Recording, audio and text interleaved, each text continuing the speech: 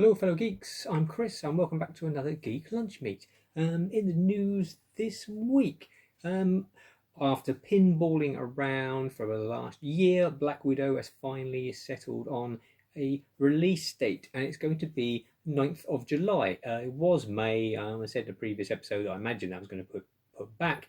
What the government saying we're going to be on cinemas, won't be open probably to at least end of May, beginning of June. So yeah, 9th of July, and it's coming to cinemas and also going straight to Disney Plus using their Premier Access. So if you've got Disney Plus subscription already, you will need to pay a premium, like in line with Mulan and Raya and the Last Dragon, which is currently on there, probably roughly about 20 quid. But yeah, that is going to the cinema. Cinema should definitely be open by July, seeing as Boris has said that the program's still going fine. Everything's looking good. I've literally had my vaccination about 20 minutes ago. So yeah, didn't hurt a bit. All very well organised. So I'd recommend, if you've not had yours yet and you get the text or email come through, to go and get that done, and we can all get back to normal. Super serum powers haven't kicked in yet. Hopefully some sort of Chris Evans sort of physique is going to manifest itself. Let's hope. Chances are I'll probably just get a headache and some aching is what most people seem to have had. But we'll see. Now with Black Widow moving back to July, that means Shang-Chi and Legend of the Ten Rings, which will be the next Marvel film, coming out after that. That was due July, so that's now been put back till the 3rd of September. But at least we have got dates for these now, and it looks, fingers crossed, it should be all on track. And then I think Spider-Man, I think, is still due December, towards Christmas. They didn't give us an actual date on that one. So there should be three Marvel movies at the cinema this year, which will be fantastic. Also, the news: Sony announced they are going to be making a film of the Ghost of Tsushima, the PlayStation exclusive game. I think it's exclusive. Yeah. Featuring samurais, which looks great. That's going to be directed by Chad Stahelski, who is responsible for the John Wick movies. So that's got potential. I love a good samurai film, so that's got potential to be good. Talking of John Wick, then Keanu Reeves himself, they announced this week his comic book BRZRKR, which he helped create and co-write. Netflix are now going to be making that into, I think it's a film. I don't think it's a TV series. I think that might be a film. That's about, he's like an immortal warrior. So very similar to Keanu's real life story, I think. As a man never seems to age. Yeah, he's some sort of mortal warrior that works for like a government secret ops team, I think. I've not actually read the comic, but it's on my list of ones to get when the comic shops finally reopen, which in about 2-3 weeks' time.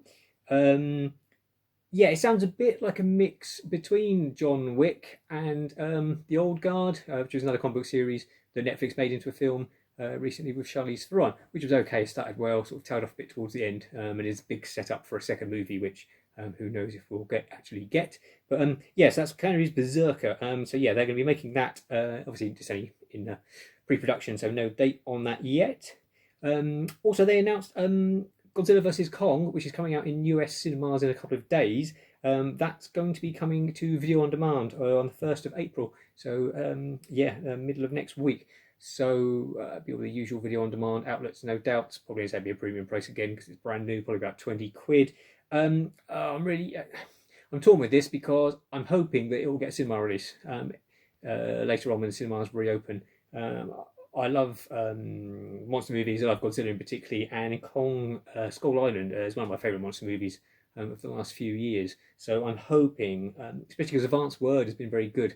The trailer looks good if you like that sort of giant monsters fighting action. So yeah, I really want to see it on the big screen. So I'm going to try and hold off on that one. We'll see if I get tempted. But yeah, if they haven't announced it's going to give a cinema release, if they would just announce, yeah, we are going to release that in cinema in July, then that would be fine. I'd wait. But yeah, but that's coming out. Yeah, video on demand, 1st of April. So yeah, I'll try and hold off. But yeah, maybe might be one you might want to check out yourselves. Bit unusual, but a new bit of culture. The Dark Crystal, the awesome Jim Henson puppet movie from the 80s, which was recently, a few years back, done as a series on Netflix. It was absolutely superb. That's going, the Royal Opera House is doing what they call it is a dance work for families. It's obviously some sort of production telling the story of Dark Crystal, utilising puppets and masks and stuff from the Jim Henson Creature Shop itself. I'm not sure when that's coming out. It just says the 2021-22 season. I couldn't actually seem to find a date on that on their website. I suspect, as with a lot of stuff, it's all still up in the air with the pandemic at the moment. But that's got the potential to be quite interesting. So that's definitely one to keep an eye on as well. And then also this week, the trailer dropped for James Gunn's The Suicide Squad, which that's coming out 6th of August is the date at the moment. Obviously, it's a redo of Suicide Squad, the movie that obviously wasn't particularly well received. So now James Gunn, the trailer looks good. It looks like James Gunn. It looks like an adult version of Guardians of the Galaxy, I'd say. Same sort of humour, but obviously a lot more swearing, a lot more violence. More like an old school style James Gunn. I think he said it's sort of like the old 70s war movies, heist movies, that sort of thing, with a big ensemble cast. There's loads of people in it. Obviously Margot Robbie as Harley Quinn, Idris Elba, John Cena, Sylvester Stallone is in it. There's absolutely loads of people. So yeah, that does look good fun. And then at the end of the trailer, a giant starfish monster turns up. So you can't go wrong there.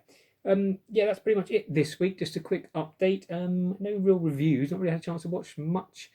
Still been doing some work out in the garden. The second episode of The Falcon and the Winter Soldier was very solid again, and much more like the original trailers promised. Bucky and the Falcon actually meet up, and there's a lot of banter between the two.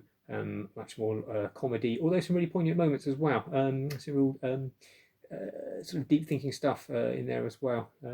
That's going from strength to strength. That one, some really good action scenes as well. So look forward to the third episode next Friday. So that's it from me. So take care, and until next time, eat, geek, and be merry.